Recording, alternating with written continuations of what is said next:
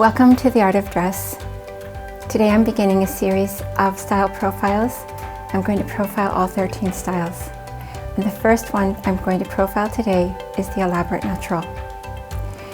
And I'm going to show how clothing can be used to bring to consciousness and to show us what the elaborate natural is in terms of style. The elaborate natural is basically an inspiration that's put into form. The inspiration for the elaborate natural is the number 1, which represents the one form. In the same way that in a drama, when the hero succeeds, we all experience ourselves in that one person. The human form that is brought into recognition by the elaborate natural actually is showing the human, all humans, achieving their humanity. So here we go with the elaborate natural, and the elaborate natural style is Chanel Iman. In this first image, it's all about the fabric. And that's what the elaborate, more than any other style, the elaborate natural is all about the fabric. Of course, it is a fabric style. There's more than one fabric style, but in the case of the elaborate natural, the point is to demonstrate the human standing. Of course, she can sit down, but standing, and it forms the number 1 just by standing. And so this, you'll see there are many ways that the human figure is then portrayed as strongly grounded and rooted to the ground.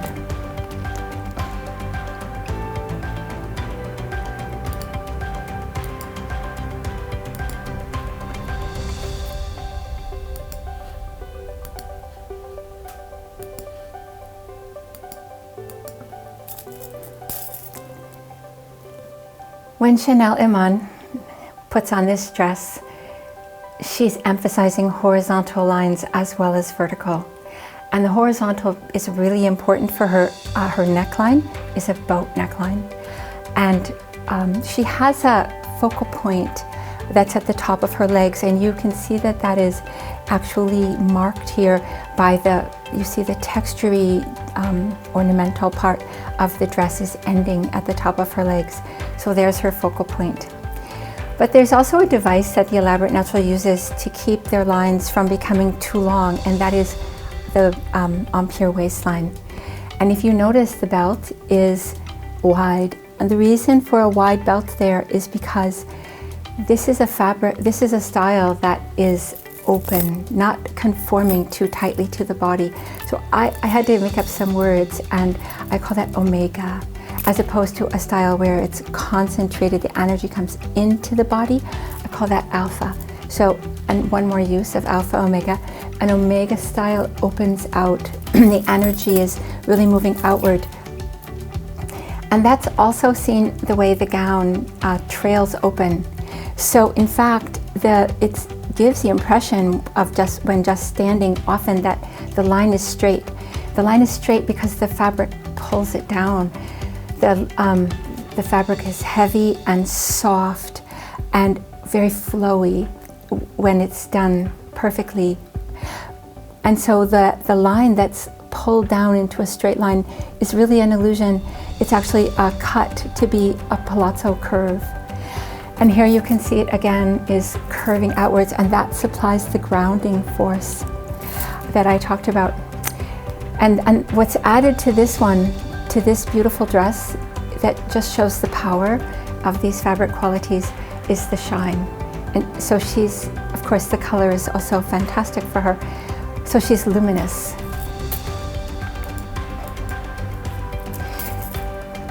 This outfit highlights a few things. First of all, shine is front and center, the boat neckline and the empire waistline, both achieved by the bandeau. And then the shine and sparkle and flow and drape of the fabric that curves over her shoulder and then pulls down, flows out from the rest of her body. It's very beautiful. one thing that's illustrated by this gorgeous outfit, besides the sheer beauty of the fabric, is the fact that what's happening at the bottom of the silhouette is actually more important for her than what's happening at the top. And the reason for that is because her focal point is below the waist. With her focal point at the top of her leg, the bottom of her outfits is always has to be more powerful, even though the top can still be beautiful and wonderful. So in this case, the horizontal line in her skirt stops the flow of the top, and you can see the beautiful drape and shine and all the other qualities, heavy fabric, but it brings the final emphasis to the bottom of the silhouette. This dress really illustrates the unbelievable simplicity that the elaborate natural can carry. In fact, no style carries simplicity more than the elaborate natural. It is the top for simplicity. It's also the top for fabric weight. It's also the top for shine. It's also the top for softness and for scale. And I will illustrate some of those other points. But here this dress is deceiving because you think it's just simple, but it's doing so many things. The slit basically at the front ends at her focal point, at the empire waistline, not her focal point. The slit in the skirt really brings you to her focal point, the top of the leg. And you can clearly see the beautiful flow of the sleeve because of the way her arm is being held. You can see how it's draping, but it still shows that curvature as if to ground. The sleeve is doing the same thing as the skirt. And then another thing that's shown here is that these fabrics, and this fabric in particular, allows her to have a difference from the front of the garment and the back of the garment. So here a high-low hem is shown to be basically a form of a train. And the train is always used to show magnificence and majesty. So the human is being celebrated as magnificent and majestic. Not to mention that this is one of her 7 best colors and stunning in that.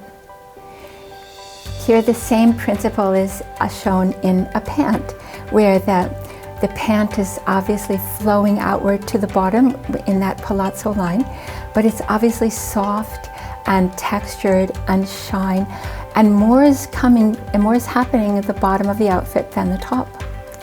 And the wide strap is referencing the omega-ness of this style. So it's very beautiful. The omega quality, I should say. And here again, this is another example of simplicity where the fabric rules and everything. So it's not really true that the point of it, yes, you're showcasing fabrics, but why? And you're showcasing fabrics because for the fabric styles, fabrics showcase the human. And the human, in the case of elaborate natural, can be showcased in utter simplicity as she's doing it here. I've mentioned before a few times now that the elaborate natural, like all styles, has a main style focal point, and that's very important. So taking advantage perhaps of her youth and slim legs, this little romper is ending at her focal point. So again, marking the focal point through ending something there. And again, notice the sequins, they're scaled large. Her scale is the largest. But also, there are more sequins on the bottom than there are on the top of the outfit. So once again, showing the predominance of the lower half of the torso, and ending with a strong color and statement to ground the whole silhouette. In this beautiful little jacket, a lot of principles of her style are also shown. There's texture, beautiful texture worked into the top of it, you can see that. And then the sleeve has the ballooning out of the palazzo line. But because the fabric is not as soft, in this case the line is slightly curtailed because otherwise it would become too dominant. And then the most important thing is that the fur at the bottom is making the bottom more important than the top because of her low focal point, and it just happens to be ending at her focal point, so even better. And then a strong finish with a boot this time to ground her and call attention to the entire silhouette. Again, the number one. And this fur, again, the scale of the motif is large. She can wear the largest. And the fur is very strong.